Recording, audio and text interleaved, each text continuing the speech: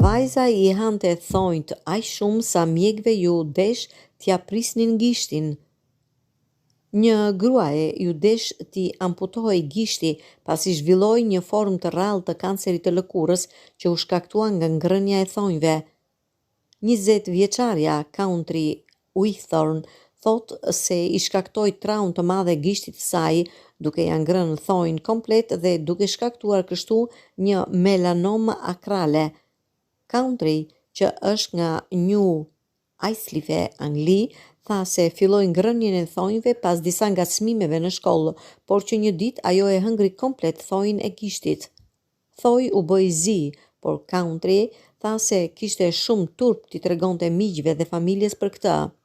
Ajo shkoi tek një mjek I cili ja dha asaj lajmin tronditës se ajo kishte kancer dhe se duhej t'i nënshtrojë një operacioni. Megjithatë, pavarësisht përpjekjeve për ta shpëtuar gishtin, mjekët ja hoqën komplet atë javën e kaluar. Country tha: "Kur e kuptova se ngrënia e thojt ishte shkaktari I kancerit, u trondita.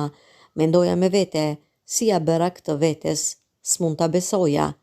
Në fillim ju hoq vetëm shtrati I thojt, por pas disa testeve, mjekët I thanë asaj se për këtë lloj kanceri, zgjidhja e vetme është amputimi.